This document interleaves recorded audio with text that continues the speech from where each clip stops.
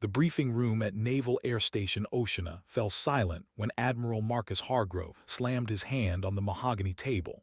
The sound echoed like a gunshot through the tension-thick air. Outside, the Virginia coastline shimmered under an unforgiving August sun, but inside, the temperature had dropped to Arctic levels.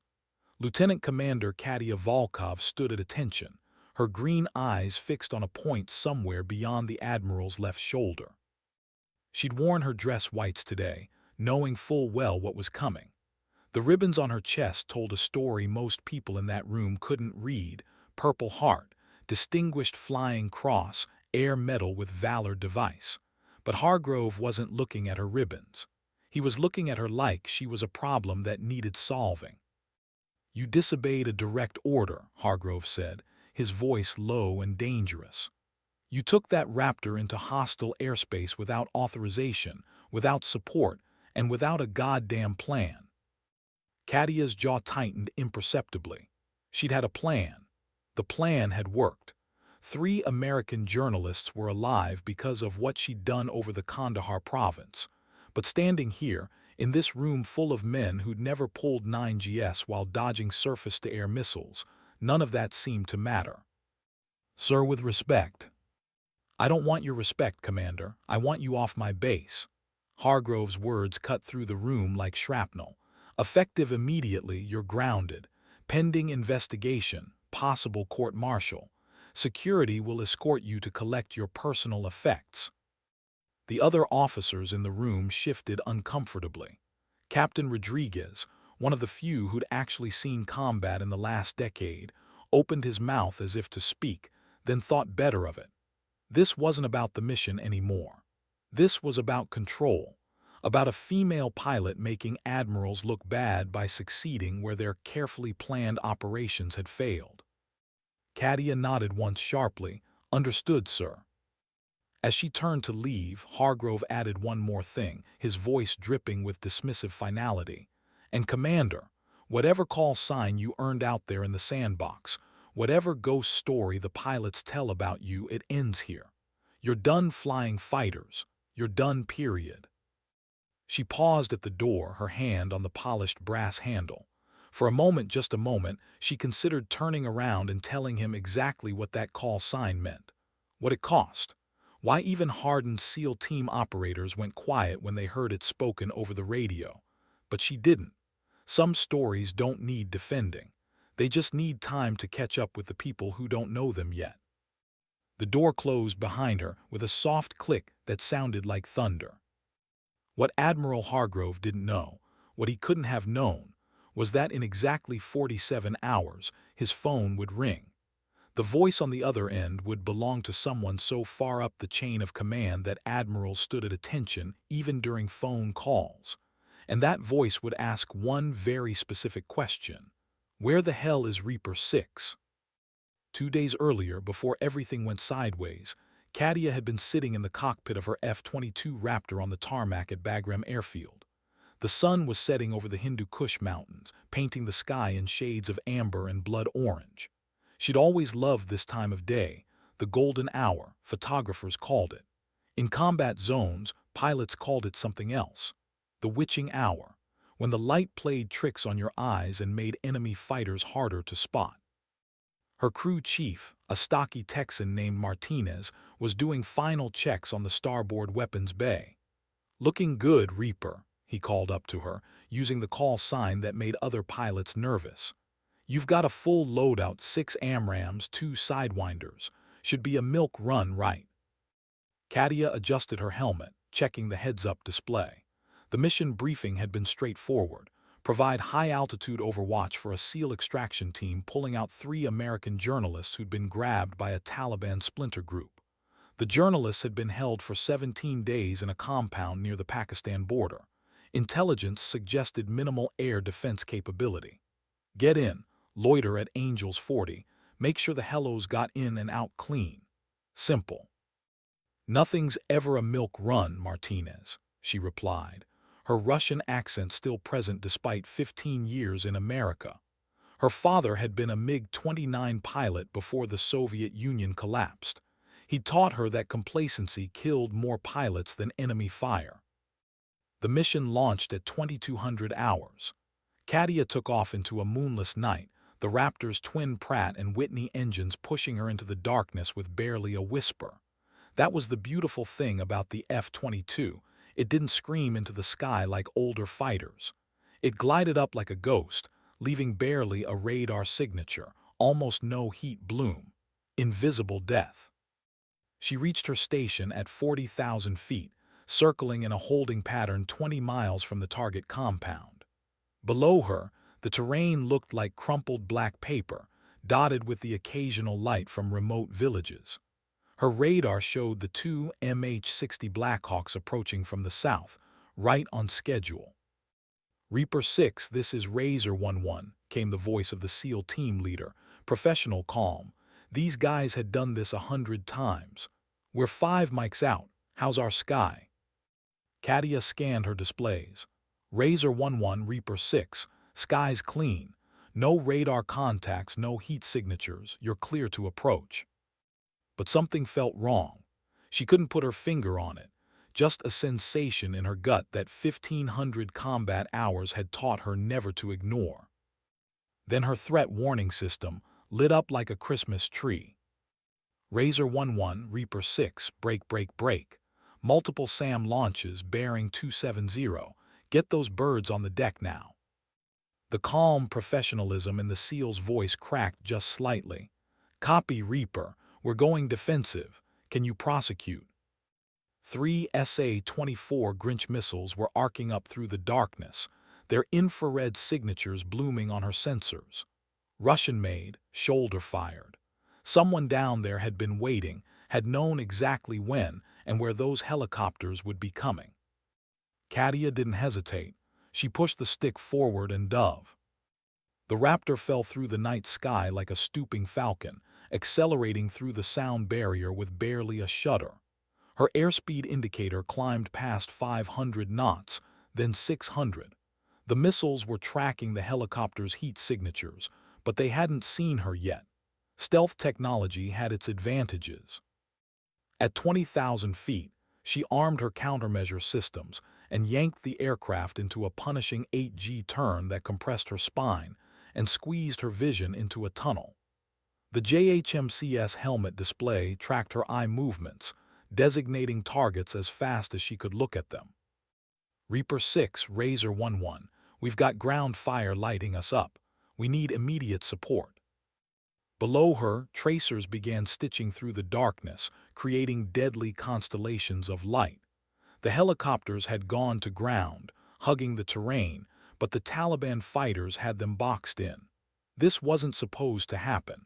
Intelligence had said minimal resistance. Intelligence had been catastrophically wrong. Katia leveled out at 12,000 feet and acquired the first SAM launch site. Her targeting pod painted the position with invisible laser light. One AMRAAM missile dropped from her weapons bay and ignited, streaking downward on a pillar of flame. 5 seconds later, the launch site ceased to exist in a fireball that briefly turned night into day. But there were more, many more. "All Razor elements, this is Reaper 6. I'm going low. Stay in your holes and let me work." What happened next would be analyzed in Air Force academies for years to come, though the official reports would classify most of the details. Katia took her $70 million stealth fighter, designed to engage enemies from beyond visual range at high altitude, and brought it down into the weeds where World War II pilots used to play. She screamed across the valley at 500 feet, supersonic, the Raptor's twin engines carving sound waves through the night. Her cannon system armed automatically. 20mm rounds, depleted uranium core. The M61A2 Vulcan could fire at 100 rounds per second, and she needed every one of them. The first gun pass caught a technical truck mounting a heavy machine gun. Her targeting computer tracked it for a microsecond before she squeezed the trigger. The cannon made a sound like the devil tearing canvas. The truck disintegrated. She pulled up hard, rolled inverted, and came back around for another pass. 2 more SA-24 teams were trying to get lock on the helicopters. Her cannon found them both. The second missile team never even got their weapon off the ground before 20-millimeter rounds walked across their position. Jesus Christ, someone breathed over the radio. Reaper, where'd you learn to fly like that? Katia didn't answer. She was too busy keeping 37 tons of fighter aircraft from becoming a smoking crater while simultaneously ensuring that 22 American service members and 3 journalists made it home alive. Her father's voice echoed in her memory. Katia, you are not pilot to survive. You are pilot to complete mission. There is difference. She'd learned to fly in Kyrgyzstan, in ancient L-39 trainers that leaked hydraulic fluid and threatened to kill you if you looked at them wrong. Then came the defection, the asylum, the years proving herself in a military that didn't quite trust the daughter of a Soviet pilot. The fourth gun pass silenced the last of the heavy weapons. Her ammo counter showed 63 rounds remaining. Not much, but enough. The valley had gone quiet except for the whumping of helicopter rotors. Razor 11 Reaper 6, you're clear to extract, move now. The Blackhawks lifted off, their pilots no doubt wondering what the hell had just happened. Katia climbed back to altitude, her breathing finally steady, her hands rock solid on the stick. She'd expended 4 missiles and most of her cannon ammunition. She'd violated about a dozen rules of engagement, and she'd just saved 25 lives. The flight back to Bagram took 45 minutes. When she landed, the tarmac was crowded with people who shouldn't have been there at 0300. SEALs mostly, still in their kit, weapons slung. They'd heard what happened.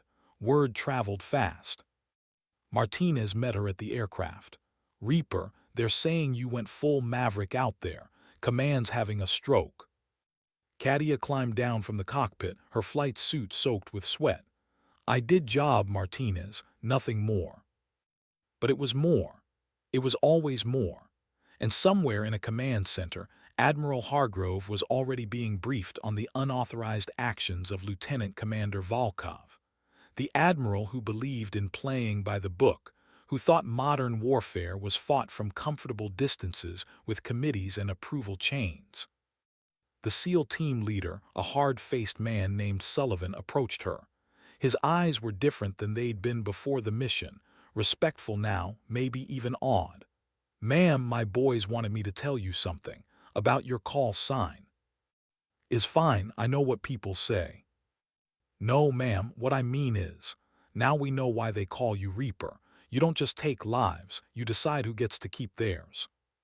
She nodded once, not trusting herself to speak. Somewhere over Afghanistan, she'd crossed a line.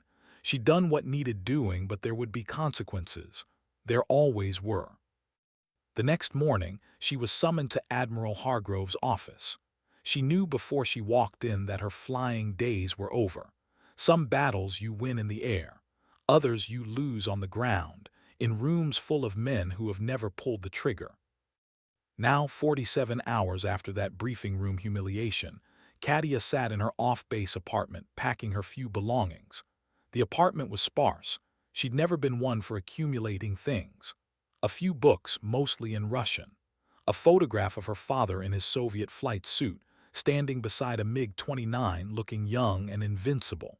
She'd been 5 years old when that photo was taken, still believing pilots were immortal. Her phone buzzed. Unknown number. She almost didn't answer. Volkov. The voice on the other end was crisp, professional, and absolutely terrified. Commander, this is Captain Rodriguez.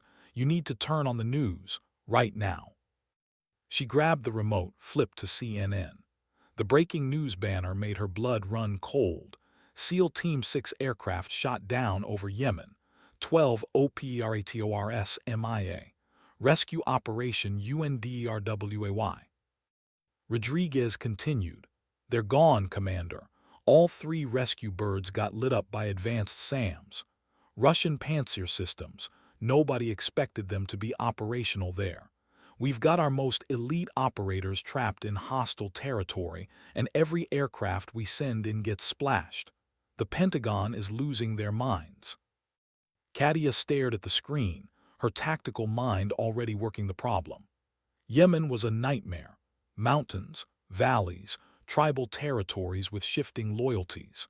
And if the enemy had Panzer systems, they had radar-guided anti-aircraft guns that could track low-flying aircraft and blast them out of the sky before pilots even knew they were being targeted. Why are you telling me this? Rodriguez's voice dropped. Because 20 minutes ago, Admiral Hargrove got a call from the chairman of the Joint Chiefs. They asked if we had any pilots with experience operating in denied airspace, someone who could go low and fast, someone who'd proven they could survive when the mission goes sideways. Her heart rate hadn't changed, and Hargrove told them you were grounded, pending court-martial. There was a long pause on the line. Then the chairman said, and I quote, "Admiral, I don't care if she's pending execution.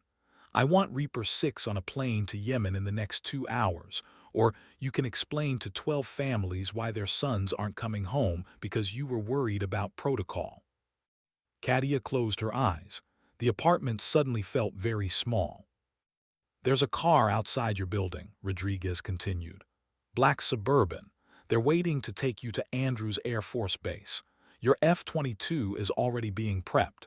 You'll have full weapons authorization and complete tactical autonomy. No committee, no approval chain. Just you and whatever you need to bring our people home. And after we'll deal with after.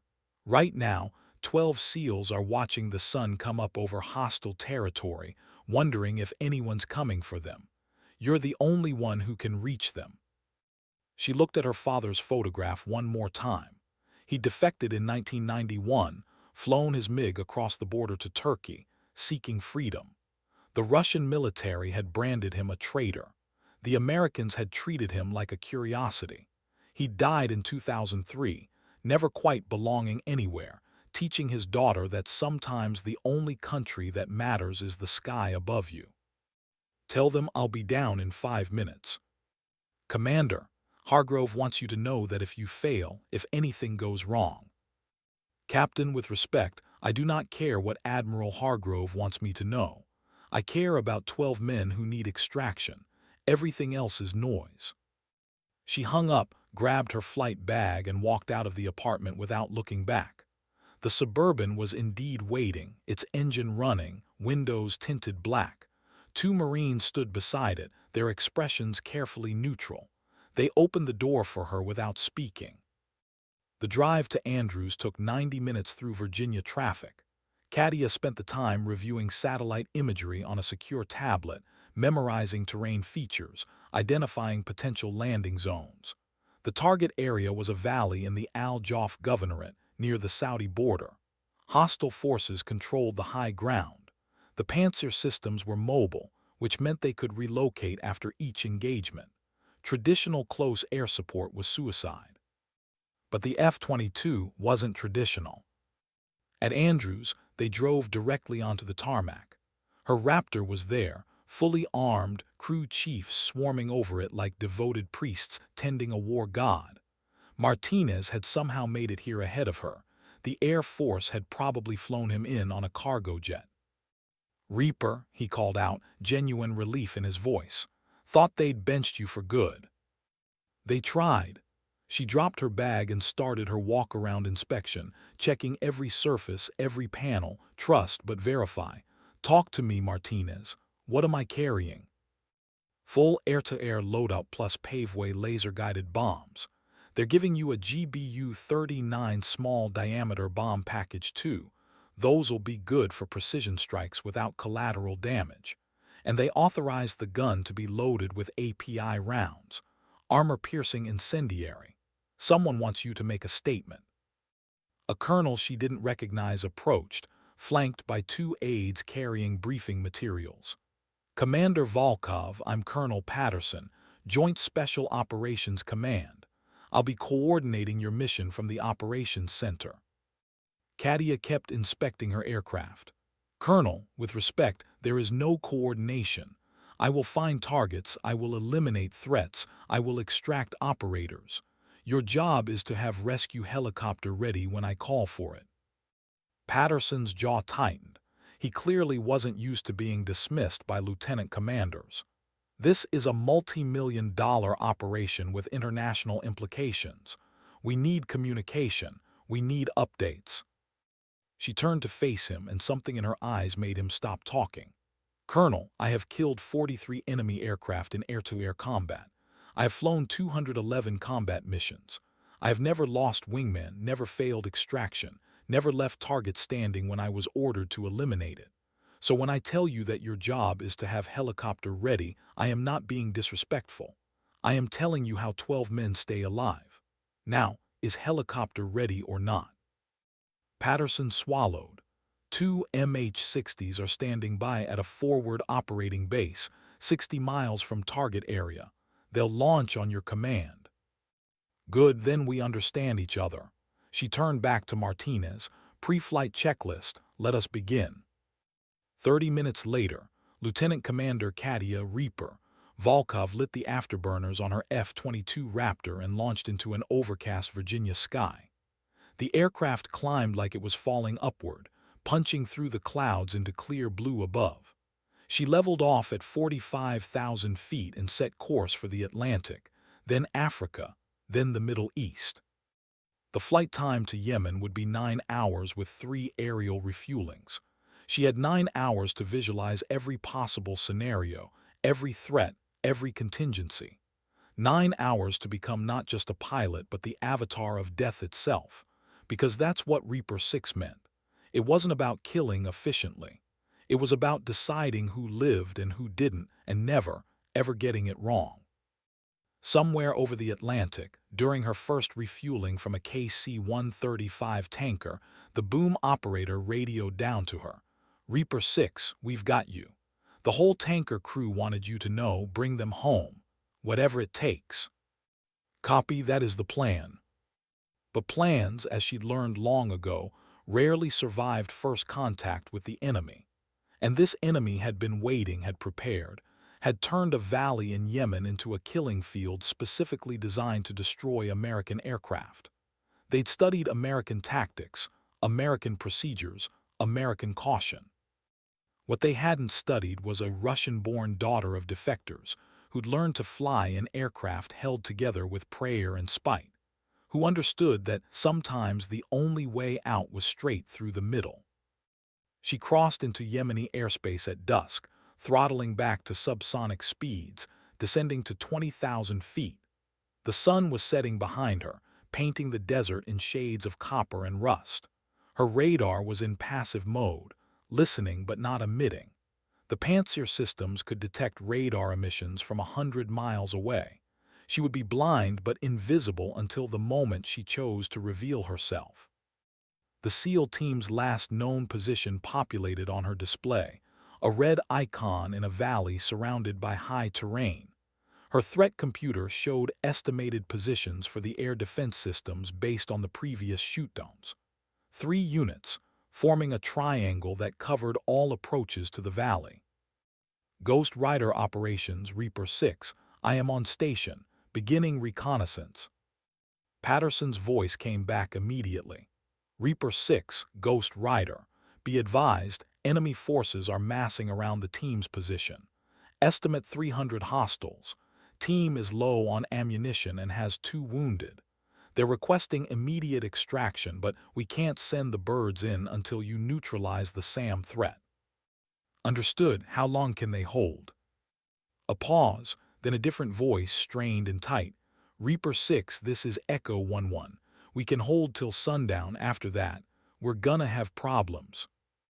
Echo 11, the SEAL team leader, a man she'd never met but whose life now depended entirely on her ability to do the impossible.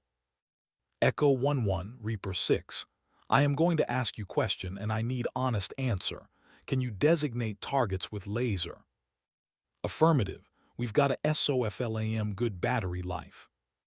"Good, here is what will happen. When I tell you, you will paint the northernmost SAM system. You will keep laser on target no matter what else is happening. You understand? No matter what." "Understood, but Reaper, those systems have overlapping coverage. The second you go active or make an attack, all 3 will light you up. You won't have time to hit them all before they kill you." smiled, though no one could see it behind her oxygen mask and helmet. Echo 11, this is where you must trust. I'm not like American pilots who train in safe skis and fly by procedures. I learned to fly by Russian instructors who expected half of students to crash. The ones who survived. We learned that safety is illusion and aggression is survival. So when I say I will eliminate all three systems, I mean I will eliminate all three systems. Your job is laser. My job is killing. Yes. A long pause. Yeah, copy that, Reaper 6. She ran the calculations in her head one more time. 3 Pantsir systems. Each had a radar-guided gun system and 12 surface-to-air missiles. Engaging range of 12 miles for the guns, 25 miles for the missiles. Standard doctrine said you needed electronic warfare support, multiple aircraft, and carefully planned routes to defeat even one system. Standard doctrine had gotten 3 aircraft shot down already. Katia pushed the throttles forward and dove toward the mountains. At 5 miles from the first SAM site, she lit them up with her APG-77 radar. Instantly, her threat warning receivers exploded with alarms. All 3 Pantsir systems had detected her radar emissions and were tracking her. She had maybe 30 seconds before they fired. Echo 11, laser now. She pickled off one GBU-39 small-diameter bomb, watched it fall away from her aircraft, its GPS guidance taking it toward the laser-painted target. Then she did something that would have gotten her expelled from any sane flying school. She flew directly at the second SAM site. The Pantsir's missiles launched, 6 of them, their contrails arcing through the darkening sky. Katia's computer calculated intercept times and displayed them on her HUD. 17 seconds.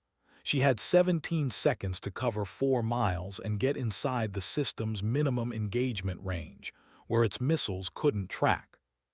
She went a full afterburner and pulled the stick into her lap, pushing the F-22 through a 9G ascending spiral that threatened to black her out despite her pressure suit. The missiles tried to follow, tried to track, but they couldn't match the Raptor's thrust-to-weight ratio. They fell away, their motors exhausting, their seekers losing lock. At 2 miles, she rolled, inverted, and pulled through, bleeding speed, pointing the nose at the second SAM site. The site's radar-guided gun opened up, filling the air with 30mm shells that could shred her aircraft if even one connected. She jinked left, right, pulled up, dove down, random movements, unpredictable, making herself impossible to track accurately. At 1 mile, she fired a single AIM-9X Sidewinder, its infrared seeker locking onto the SAM system's radar truck.